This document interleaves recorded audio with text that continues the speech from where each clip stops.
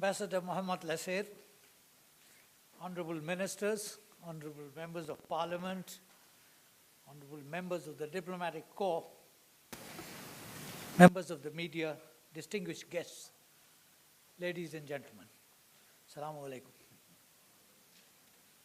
I thank the Tunisian Institute of Strategic Studies for inviting me here today. Tunis is a city where some 700 years earlier, Ibn Khaldun was born. He wrote about the persistent human propensity to disregard changed conditions. In the process, he told us a good deal about the rise and fall of political and military power. His formulation on the philosophy of history, according to the historian Arnold Toynbee, was, and I quote, undoubtedly the greatest work of its kind that has ever yet been created by any mind in any time or place, end of quote. My subject today is India and the world. Before delving into it, I wish to draw attention to a very disorderly world that all of us live today. An eminent American strategic thinker and practitioner of the art of realpolitik described the 20th century as a period of mega-death and meta-myth, spawned false notions of total control derived from an arrogant assertion of total righteousness. More recently, he wrote, and I quote him again, "The world is now interactive and interdependent. It is also, for the first time, a world in which the problems of human survival have begun to overshadow more traditional international conflicts." End of quote. Commenting in the same strain, but from a different perspective, a historian has observed that our world risks both explosion and implosion. It must change, since the price of failure is darkness. You will recall that in the wake of the end of the Cold War and the expectation of an era of global cooperation for common good, a comprehensive agenda for peace was enunciated, focused on preventive diplomacy, peacekeeping, peacemaking, and peace building. Other initiatives came forth for addressing human security questions pertaining to economic development, social justice, environmental protection, democratization, disarmament, respect for human rights, and the rule of law. Together, they helped delineate a new paradigm of security aptly articulated in 1999 by the then UN Secretary General, Mr. Kofi Annan, and I quote, "We must broaden our view of what is meant by peace and security. Peace means much more than the absence of war. Human security can no longer be understood in purely military terms. Rather, it must encompass economic development, social justice, environmental protection, democratization, disarmament, and respect for human rights and the rule of law." End of quote. Although interstate conflicts have admittedly declined, the experience of the past quarter of a century shows the manner in which the expectations of a more comprehensive corrective have been belied. And I give you a few instances. One, there has been a phenomenal increase in low-intensity civil conflicts. Two, there has been an increase in violence against unprotected civilians. Three, some of these conflicts have spilled across state boundaries and their principal victims are civilians. 4, They have dislocated human populations and are endangering human security. And fifth, they tend to undermine the national state and are creating friction between neighboring countries. We have witnessed the ease with which regional and sub-national conflicts have spiraled into broader conflict and become a global security challenge. These threats are increasingly emanating from non-state sources such as organized crime, organized terrorist outfits, and pirates. Even more disturbing is the trend where non-state armed groups appear as parties in violent conflict. The traditional security architecture has been slow to respond to these new realities, even as the economic prominence of new players is remarkably well understood. While emerging economies have secured a role in the global economic system, the Security Council of the United Nations remains a captive of its 5 permanent members. This intransigence has constrained the ability of the established security system to address the evolving nature of security challenges. This, ladies and gentlemen, is the broad landscape in which India has endeavored in recent decades to address its developmental challenges and its role in the world. Some of its salient features are, firstly, 25 years after economic liberalization that began in the year 1991, 25 years have transformed India's economy. The average annual growth rate of 7% has increased wealth, allowing millions of Indians to take part and to benefit from a globalized world. Despite this, about 1/3 of our population lives in extreme poverty, and we face formidable challenges of education, training, human and infrastructure development. Secondly, our total global trade grew from $37.3 billion in 1991 to $758.5 billion in 2016. In other words, a 20-fold growth in the last 25 years. There has been a phenomenal increase in India's industrial and agricultural outputs. A business-friendly India is today one of the leading recipients of foreign direct investment in a range of sectors. Thirdly, the availability of additional resources has allowed us to invest more in education and welfare of our citizens, which in turn has provided India with a wealth of scientific and entrepreneurial talent.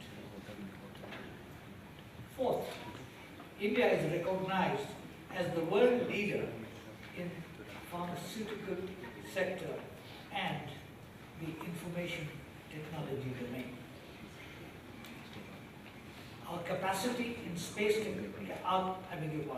capability in space technology and nuclear sciences has been recognized globally. Fifthly, strong growth has added to India's maritime and strategic capacity. Our defense capabilities have increased. So has our capacity to provide overseas security and humanitarian support to our friends and those in need. We like to resolve our conflicts peacefully through negotiations, but at the same time would like to have an effective and credible deterrence capacity to protect our legitimate interests.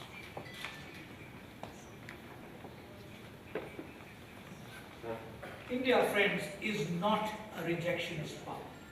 that stands outside the global order. Instead, her interests lie in working to change, reform, and improve the global order.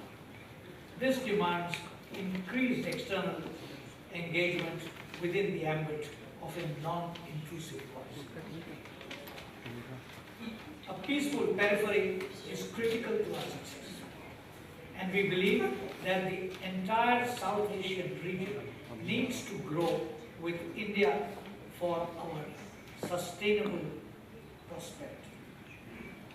Neighborhood first has therefore been a key component of India's worldview, with a strong sense of priority being attached to enhancing cooperation with immediate neighbors.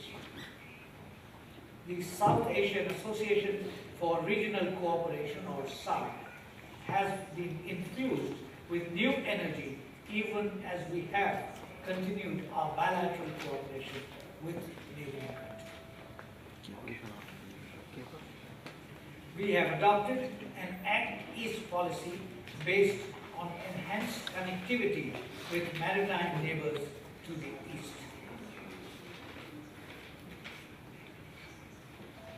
The deepening of strategic and commercial ties with the Indian Ocean Rim countries has been a priority.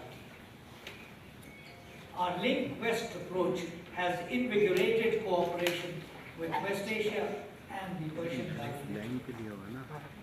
We consider the Middle East peace process as the key to resolve long pending issues and prevent further radicalization of the region.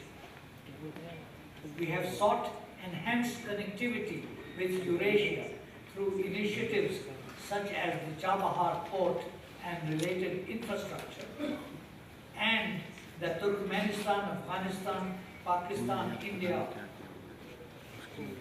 TAPI pipeline, a project whose initiations I personally attended last year with leaders from other partners. Our relationship with the major powers have expanded exponentially in the last 2 decades. We share a strategic relation with the United States, and our cooperation has deepened across a range of activities on the foundations of a convergence of our economic and political views. With Russia, we have had traditionally good relations, which have expanded significantly in energy and defense cooperation sectors. With China, the bilateral trade has expanded considerably, with new avenues of economic cooperation being created. With Japan, a range of cooperation activities are being implemented, especially in the infrastructure sector. We have reached out to our friends in Africa through initiatives such as the India-Africa Forum Summit held last year in New Delhi. We convened a conclave of South Pacific islands to explore issues of mutual interest and define India's contribution in their growth and development goals. With other emerging economies, we have collaborated, such as under the BRICS Forum, to develop more equitable global governance systems. The agenda for global issues and of multilateral diplomacy remains a matter of perennial interest to us. India has been a major contributor to international peacekeeping operations under the United Nations flag, and has engaged with our partners in shaping the Sustainable Development Goals agenda, and continues to work with like-minded countries to make the global financial and trade system more equitable and transparent, and to address our common challenges such as environmental degradation. India took the lead at the recently concluded COP21 at Paris to forge an international consensus, and has become one of the strongest advocates of clean energy, particularly solar energy and energy innovation. We do believe that as 1/6 of the humanity and in keeping with the growing capacities and aspirations of our people, India has a much larger role to play in charting a more equitable and sustainable future for our world. For this reason, we believe that any global forum which does not include India has limited relevance.